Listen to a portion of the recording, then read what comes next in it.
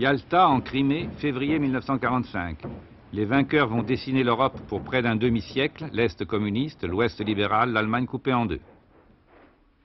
Le congrès de La Haye en Hollande, mai 1948, 19 pays réunis. Winston Churchill est encore là. Il n'est plus au pouvoir, il tient un langage nouveau. We cannot aim at anything less than the union of Europe as a whole.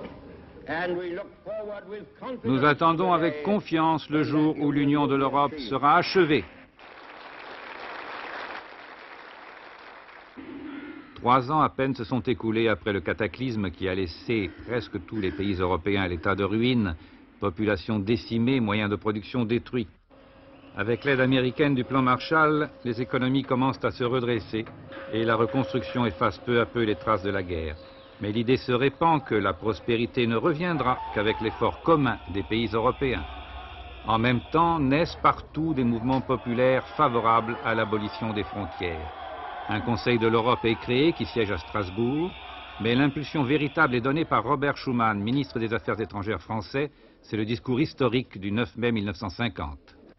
La France a toujours eu pour objet essentiel de servir la paix. L'Europe n'a pas été faite, nous avons eu la guerre. L'Europe ne se fera pas d'un coup, ni dans une construction d'ensemble. Elle se fera par des réalisations concrètes, créant d'abord une solidarité de fait. Robert Schuman a proposé sa méthode, lier la France et l'Allemagne par la mise en commun des productions de charbon et d'acier, matières premières indispensables à l'armement, et rendre ainsi impossible, et pour toujours, la guerre entre les deux pays. L'Angleterre refuse de participer et l'Europe va commencer à 6. France, Allemagne, Italie, Belgique, Pays-Bas et Luxembourg. C'est le traité de Paris en avril 51. Les artisans principaux de cette Europe sont chrétiens, germanophones et craignent le communisme. L'Italien Alcide de Gasperi est né dans le Trentin, autrichien jusqu'en 1919, il est démocrate chrétien. Konrad Adenauer, le chancelier allemand, est chrétien-démocrate. Robert Schuman avait fait ses études en Allemagne, il est MRP, parti chrétien. Dans tous les sens du terme, les 3 hommes d'État se comprennent très bien. Les effets du plan Schuman vont être rapidement visibles. La production européenne va augmenter de moitié en 10 ans. À Luxembourg s'installe la haute autorité de la communauté charbon-acier qui veille au bon fonctionnement des échanges. Son premier président sera Jean Monnet, l'inspirateur du plan Schuman, le père de l'Europe. Le voici. Nous tous, Allemands, Belges, Français, Hollandais, Italiens et Luxembourgeois, devenons Européens. Une assemblée commune contrôle la haute autorité qu'elle a le pouvoir de renverser. Une cour de justice assure le respect du traité. Un comité consultatif groupant producteurs, consommateurs, syndicats de travailleurs doit obligatoirement donner son avis pour toute décision importante. Un conseil des ministres est l'organe de liaison entre la haute autorité et les gouvernements.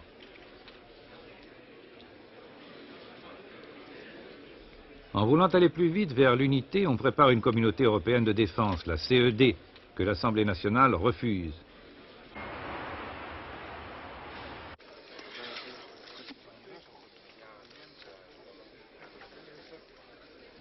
Adenauer voit s'éloigner la possibilité de concrétiser par une armée intégrée la réconciliation franco-allemande. Cela n'empêche pas les 6 de préparer une nouvelle étape, l'extension de la communauté à toute l'économie. Ce sera la communauté économique européenne, la CEE, le marché commun. Le 25 mars 1957, au palais du Capitole, les ministres des 6 pays vont signer le traité de Rome, instituant le marché commun et la communauté européenne de l'énergie atomique, l'Euratom.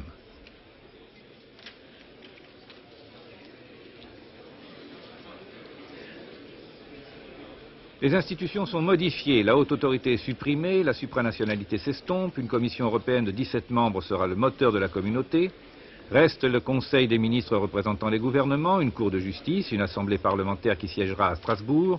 En 1958, le président élu de cette assemblée sera Robert Schuman. L'état d'esprit était anxieux, angoissé. Ça se passe dans un contexte de guerre froide. Les Russes ont leur bombe atomique depuis 1 an.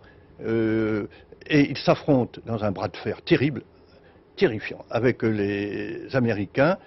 Et l'enjeu de cette lutte est précisément l'Allemagne, et le statut de Berlin notamment, à tout moment, un conflit mondial peut se déclencher par une erreur dans ce monde devenu à nouveau instable 5 ans après la fin de la guerre. C'est ça qui est extraordinaire. On a tout à fait oublié que à peine les ruines reconstruites, à peine nos pays remis sur pied, on reparlait déjà d'un conflit planétaire à nouveau, parce qu'il s'agissait à ce moment-là de 2 puissances qui pouvaient se détruire mutuellement et se détruire sur le sol de l'Europe, bien entendu, qui était l'enjeu. Est-ce qu'on peut dire que la construction européenne, c'est un réflexe de paix de la part des Européens? C'est certainement un réflexe de paix, car ça a été accueilli avec un enthousiasme certain, du moins sur le continent. L'adhésion a été immédiate. Cette proposition dont j'ai dit un mot, qui a été faite par le ministre des Affaires étrangères français, Robert Schuman, a été acceptée aussitôt, et le soir, il y avait effectivement 6 pays qui étaient prêts à s'engager dans cette grande aventure. Le traité de Rome avait fixé des objectifs en matière d'agriculture. En juin 60, la Commission propose libre circulation des produits, organisation des marchés avec des prix unifiés, protection vis-à-vis de l'extérieur, solidarité financière. Il faudra 8 ans pour mettre en œuvre ce programme. Il y avait des divergences entre les 6. Exposé au Conseil des ministres de l'Agriculture à Bruxelles en 1958, le plan Mansolt proposait des mesures impopulaires. Décourager les productions excédentaires, éliminer les petites exploitations estimées peu rentables. Les agriculteurs réagissent vivement, les gouvernements temporisent.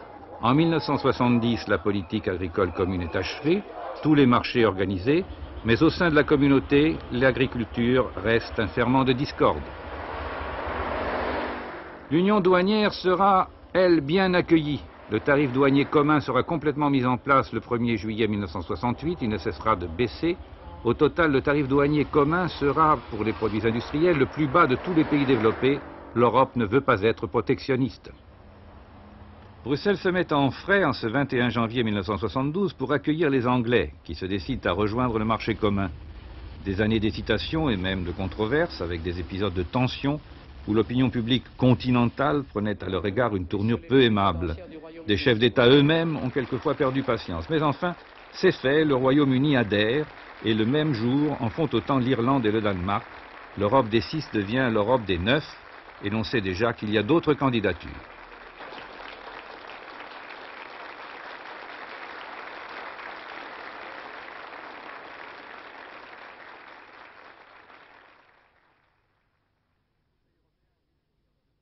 Le Conseil européen décide en 1978 de créer un système monétaire européen, le SME. En même temps est créé l'écu, monnaie de référence, qui reflète la part de chaque pays membre dans la production et les échanges. Les députés européens étaient désignés au début par les partis politiques qui recevaient un nombre de sièges proportionnel à leur représentation nationale. Et chaque pays restait libre sur le mode de désignation des députés.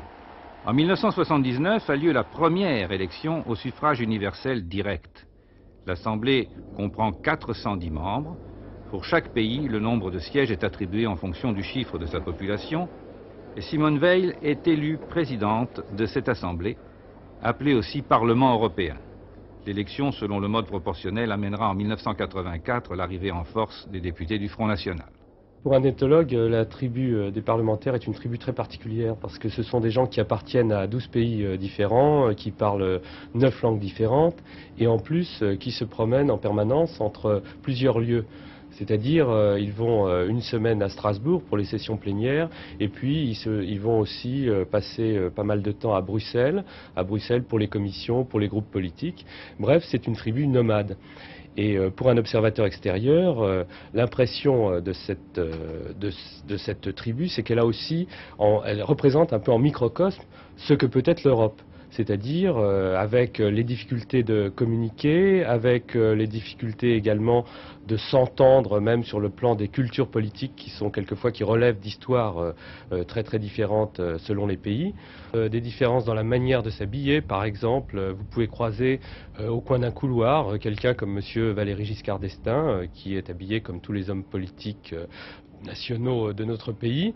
Et puis à côté de ça, vous allez rencontrer quelqu'un qui appartient aux écologistes et qui est un Allemand habillé avec des culottes de peau, les cheveux longs. Et tout ce monde-là se croise et ça donne une image à la fois originale et en même temps très réjouissante de ce que peut être l'Europe dans sa diversité. Athènes, 28 mai 1979, c'est l'adhésion de la Grèce. Les réticences des agriculteurs, notamment français, ont fini par céder devant une campagne d'information bien menée à laquelle les médias nationaux se sont prêtés de bonne grâce. Voici donc née l'Europe des 10.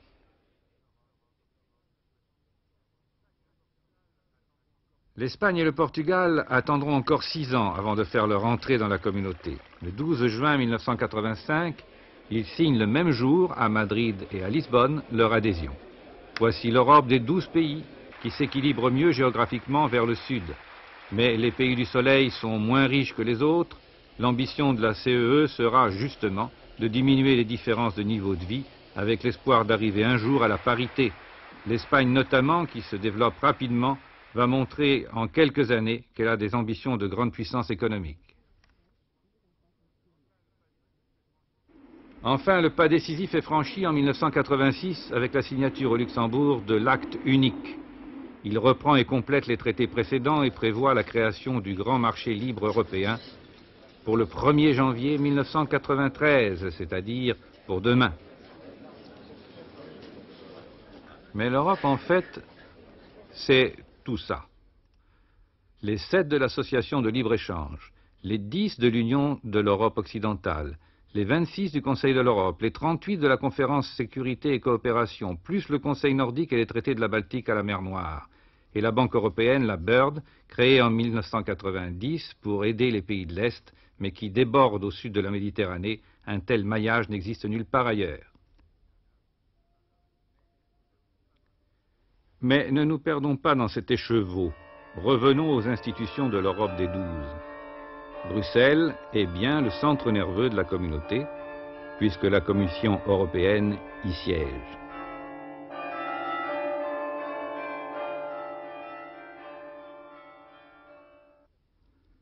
La Commission, 17 membres, désignés pour 4 ans, présidée actuellement par Jacques Delors.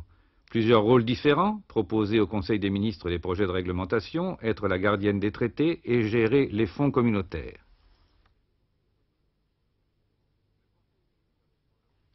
Le Conseil des ministres, à Bruxelles aussi. Les ministres des Affaires étrangères y sont membres de droit. Il adopte les règlements, les budgets et coordonne les politiques des 12.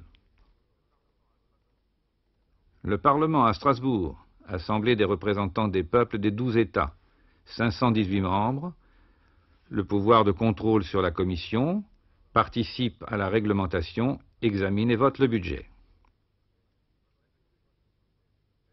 La Cour de justice, 13 juges désignés pour 6 ans par les gouvernements, ils ont à trancher sur les carences, les annulations, les responsabilités. Ils peuvent être saisis par la Commission contre les gouvernements, ou l'inverse. Les particuliers aussi peuvent introduire des recours. Maastricht n'avait jamais vu un tel ballet de voitures officielles. Les chefs d'État des 12 pays de la communauté, ou leurs représentants, arrivent dans ce chef-lieu d'une province hollandaise pour signer le traité qui divise aujourd'hui la France avant que le référendum ne tranche le 20 septembre. Retenons les dispositions autour desquelles précisément se développe la polémique. 1. Une monnaie unique avant la fin du siècle, ce sera l'écu. 2. Une banque centrale indépendante des gouvernements. 3. La solidarité est renforcée entre les 12 pour redistribuer les ressources. Exemple, le pays le plus riche, le Luxembourg, est 6 fois plus riche que la Grèce, qui est le plus pauvre. Reporté au nombre d'habitants, la différence est colossale.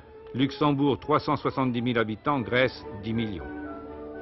4. Citoyenneté européenne avec droit de vote et éligibilité aux élections municipales pour les Européens résidant dans un pays de la communauté autre que le leur. 5. Davantage de pouvoir pour le Parlement européen de Strasbourg. 6. Une politique étrangère commune.